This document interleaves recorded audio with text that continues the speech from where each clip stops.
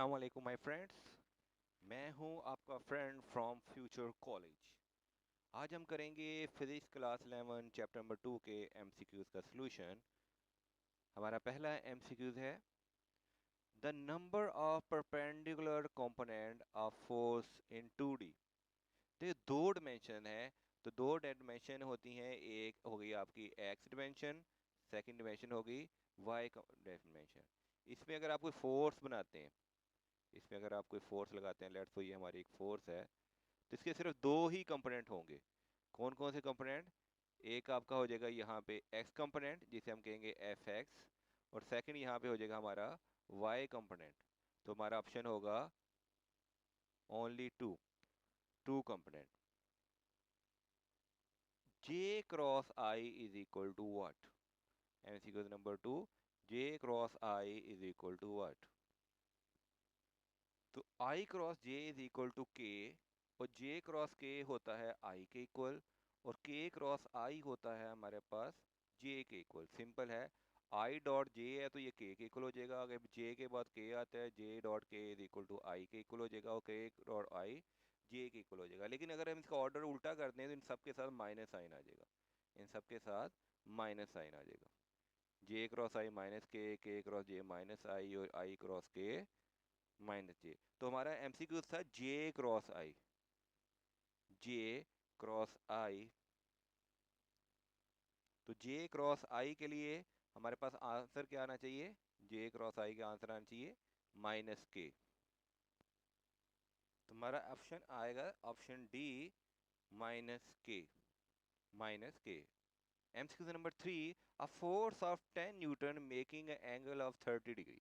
एक 10 न्यूटन की फोर्स है, 30 डिग्री का एंगल बना रही है विद हॉरिजॉन्टल। इस S component is equal to what? तो एफ एक्स हम जानते हैं, F X is equal to F cos theta. F X is equal to F cos theta. अभी हमने वेक्टर को यहाँ पे ए एक्स ले लिया है, तो A X is equal to A cos theta. Force में दी हुई है 10 न्यूटन और थीटा 30 डिग्री। तो सिंपली आप कैलकुलेटर पे से मल्टीप्लाई कर दें, 10 newton multiply by cos 30 degree, हमारा आंसर आ जाएगा 8.66 न्यूटन। राउंड ऑफ करेंगे तो 8.7 न्यूटन। तो एमसीक्यू नंबर 3 का आंसर होगा राउंड ऑफ करके 8.7 Newton, option D, option D.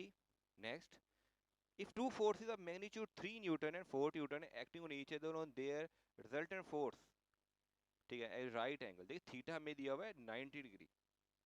तो इट्स मीन दैट ये एक राइट एंगल ट्राइंगल है, इट्स मीन दैट ये एक राइट एंगल ट्राइंगल है, ठीक है ना। जिसमें एक वैल्यू ये हमारे पास 3 है, दूसरी वैल्यू हमारे पास 4 है। ये आप मैथ की 10th क्लास में पढ़ चुके होंगे। अगर बेस और परपेंडिकुलर आपके 3 और 4 हो, तो आपका हाई पार्टन्यूज जो होता है ये 5 होता है। हाई पार्टन्यूज आपका ये 5 होता है। ये मैट्रिक में ही पढ़ा होगा आपने 9th और 10th में। अगर आपका बेस और परपेंडिकुलर में से कोई वैल्यू 3 और 4 हो और एंगल 90 डिग्री का हो, तो हाई पार्टन्यूज आपका होता है पैथागोरस थ्योरम।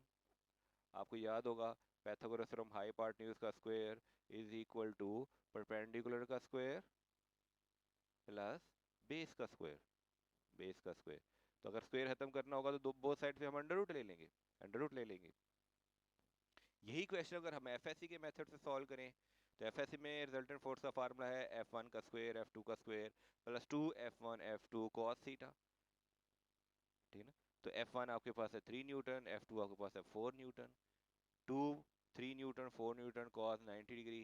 तो ये एफएससी के मेथड से आपका आंसर आ जाएगा 5 newton.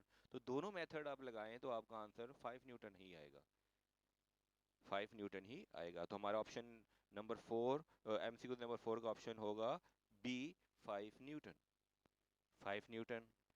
MCQ number 6, angle between two vector A and B can easily determined by, ठीक है ना। किसी भी दो वेक्टर का आप एंगल इजीली डिटरमाइन कर सकते हैं। तो इजीली डिटरमाइन किससे किया जा सकता है? वैसे तो क्रॉस प्रोडक्ट से भी एंगल निकाला जा सकता है, लेकिन क्रॉस प्रोडक्ट को निकालने के लिए आपको उसके साथ उसकी डायरेक्शन भी ऐड करनी पड़ेगी, क्योंकि आपको रिजल्टेंट का आंसर जो है वो डायरेक्शन में होता है। तो आपके पास बेस्ट ऑप्शन जाता है dot product, dot product head, ठीक है ना। हेड टू टेल रूल लगाएं तो उससे भी आप, अगर आप फोर्स लगाते हैं तो उससे भी आप कैलकुलेशन करनी पड़ेगी आपको, ठीक है ना। तो सबसे इजी मेथड जो है, सबसे इजी मेथड वो आपके पास है डॉट प्रोडक्ट। अभी हम डॉट प्रोडक्ट से कैसे निकालते हैं अभी देखेंगे भी। For which angle of elevation A dot B is equal to A cross B, किस एंगल के लिए ए क्रॉस बी और ए डॉट बी का मैग्नीट्यूड इक्वल हो जाएगा। तो सिर्फ ए क्रॉस बी और ए डॉट बी उस वक्त भी इक्वल हो सकती है जब साइन थीटा और कॉस थीटा दोनों इक्वल हो जाएं, और साइन थीटा और कॉस थीटा की इक्वल वैल्यू होती है theta is equal to 45 degree, theta is equal to 45 degree. तो देखें हमारे पास डॉट प्रोडक्ट का फार्मूला होता है ए बी कॉस थीटा, ये डॉट प्रोडक्ट का फार्मूला है, और ये क्रॉस प्रोडक्ट का फार्मूला है ए बी साइन थीटा। तो ए बी से कैंसिल हो गया, ये कॉस थीटा यहाँ जाके डिवाइड हो जाएगा, sine theta over cos theta is equal to tan theta, ठीक है ना। तो टेन थीटा अब इज इक्वल टू वन, हम यहाँ वन ले लेते हैं, ठीक है, क्योंकि हमारे पास ए डॉट बी और ए क्रॉस बी का दोनों का मैग्नीट्यूड इक्वल है, ठीक है ना।